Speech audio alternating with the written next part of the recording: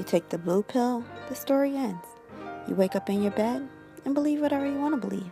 You take the red pill, you stay in Wonderland, and I show you how deep the rabbit hole goes. I guess we can say that the red pill poppers are the enlightened, truly spiritual individuals. What does that even really mean? Can you be spiritual and still want to smack the dog shit out of somebody? Can you be spiritual and curse like a sailor? Can you be spiritual and be a hot ass mess and still not have your shit all the way together? These are a few of the things that I think about, or people that questioned me about and felt justified in judging, assessing, and commenting on my spirituality. As if. I'm not sure whoever said spiritual meant being perfection. But what I do know is that spirituality gives me an understanding of life that has alleviated fear, worry, anxiety, and depression. Spirituality is not just some trend or fad diet. It's a way of life that helped me to become energetically aligned with my life's purpose. It has acted as a catalyst in my healing, my growth, my transformation. Am I perfect? Of course not. I'm still learning and growing every day. Growth, transformation, and self-improvement to me should be an ongoing, continuous, natural progression as we mature and, grow up in our lives. As a young woman in my 20s, I began to question religion and some of the contradictions and phenomena that didn't really feel right or make sense to me. Some of it just didn't work.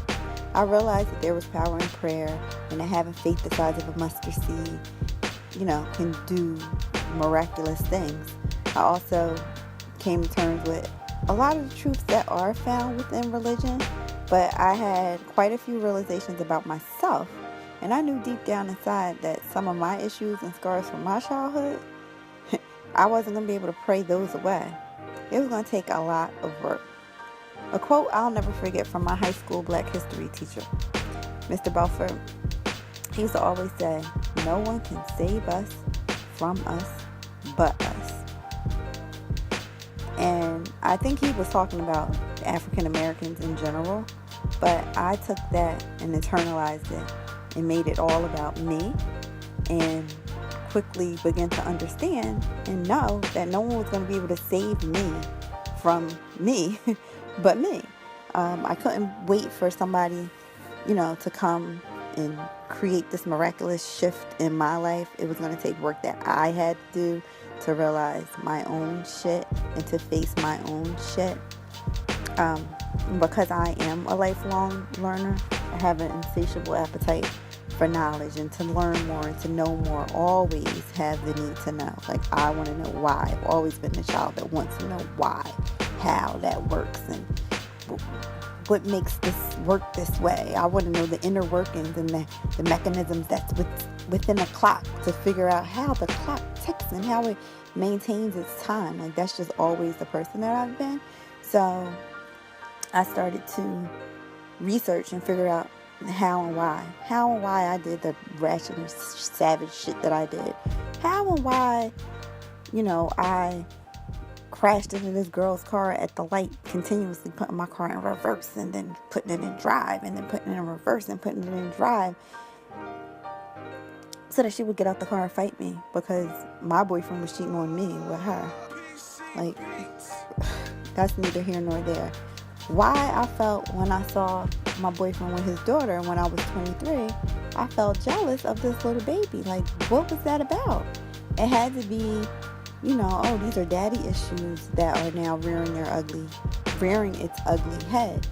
And I had to deal with that, and I had to go into that and feel that pain and identify that pain and where it came from and what it was and what it meant. So, with that being said, I started to learn a lot about myself, which progressed into me wanting to understand the inner workings and outer workings of family, the familial structure, society, and much later the universe and how the universe worked. I became very fascinated with what we were able to see versus what we're not able to see. The occult practices and beliefs and about spirits and angels and who is God and what is our purpose for living and what is the purpose of my life if it's all about suffering? Why would I be here, or why would God put us here to just suffer? So I knew that there had to be life, or more to life.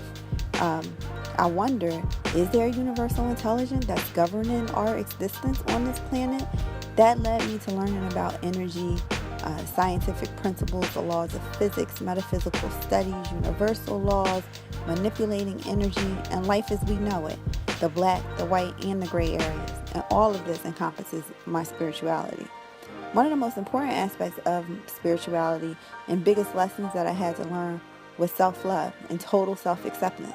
As far as so many times in our lives, we've been made to feel bad or guilty about some aspect of ourselves that made us feel undesirable. Because we have these flawed self-images and these skewed identities and ideas and beliefs about ourselves, there's an underlying sense of guilt and shame. Our self-worth isn't up to par. It creates lack, or further adds to the lack that we experience or have been experiencing. And I realized that our ability to be happy wherever we are in life, regardless of what we have, is just a reflection of our mind state and what we believe about ourselves. And that's a direct result of our upbringing and our conditioning. So when we attempt to be holier than thou and, so good, and we're looking down at other people and judging other people for what they are going through, or, where they are in their process and in their path, we're ignoring parts of us that need to be healed. We're denying parts of us that need to be healed. We are neglecting the parts of us that need to be healed by not going back to, that 8-year-old child that's still within your psyche who, got hurt, or who was traumatized and never, found the answer, or never was able to get answers, or to feel love, or, go through the things that she needed to go through. So I realized that when you don't do that, it leaves us, in a state of, in this bullshit. It leaves us in bullshit, pretty much. And we're not energetically aligned. We can't find our purpose. We're not living out our purpose.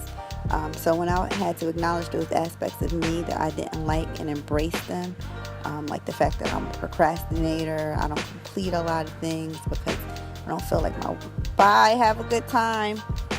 I don't feel like my work is good enough, or that I was feeling comfortable in dysfunctional relationships and situations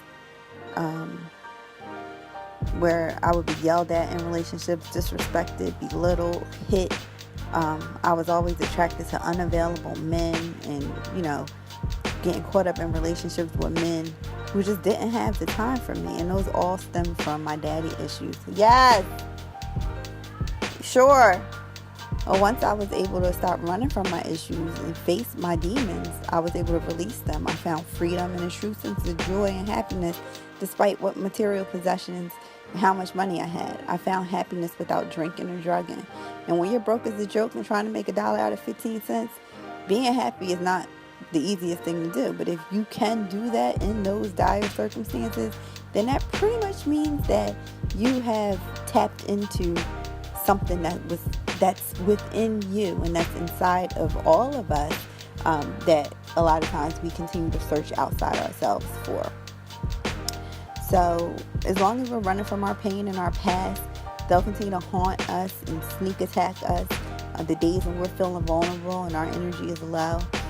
Our spirituality will allow us to see those times and understand these things about ourselves, and teaches us how significant it is to love and embrace all parts of us so that we're able to attain that true joy. And then with that, we can start to manifest and create our desires and create what we want in life instead of being a victim to what we feel like life is giving us. So my spirituality has empowered me to be the kick-ass creatrix that I am and to create my happily ever after, which I am doing as we speak. Spirituality doesn't mean that I'm not human. It doesn't mean I don't get frustrated or annoyed at times by other people's actions. It doesn't even mean that I'm always vibing high. It means I'm able to look within and learn from the shit that I've done in the past. It means that I'm able to roll with the punches, to turn lemons into lemonade. Sometimes I slip up and I fall short because of my spirituality. I know that it's okay when that happens. I know that mistakes are a part of life, and my spirituality has taught me to always try to exude compassion, empathy, understanding, no matter what, to everyone, because everyone is on their own path, and we never know what someone else is going to, or going through, rather. And I've reached a place where I'm able to let things go and not dwell in negativity or constantly focus on my problems. I've learned to stand up for myself and to be selfish when I need to be selfish. I'm not letting anyone and anything push me over the edge and get under my skin. I've learned to be solution oriented and look for solutions, and to follow the path of least resistance and to just go with the flow. My spirituality consists of prayer, meditation, self-reflection, and an examination of my actions and my behaviors when I want to blame or find fault in other people. It's visualization. It's making a conscious effort to intentionally manifest my desires, as well as avoiding things I don't want. I realize and understand that in the grand scheme of things, I'm responsible and accountable for my life, my happiness, and more importantly, my energy. I've learned through experience and experimentation that we're all energetically connected and everything is everything. Being spiritual doesn't constitute being perfect. It means that we found balance between the light and the dark. We strive daily and make a constant effort to keep our vibrations high and our energy healthy and aligned. It means we acknowledge and appreciate the unknown forces, and we realize that there's more occurring energetically on the non-physical level than what we're able to see and touch, more than meets the eye, so to speak. With this awareness comes the ability to deliberately manipulate energy in the quantum field so that when it does physically manifest, it's actually in accord with our desires. A regular spiritual practice will ensure that our manifestation powers are fully activated and operative. Being spiritual means that I choose to live outside of the matrix. That I've taken a red pill, and like Neo, I can now see how deep the rabbit hole goes. Now you tell me, if you were given the opportunity, which pill are you going to choose? Red or blue? Let me know. If any of this has resonated with you or you found it helpful, please pay it forward and share it with your friends and your social network, because I feel like somebody needs to hear this.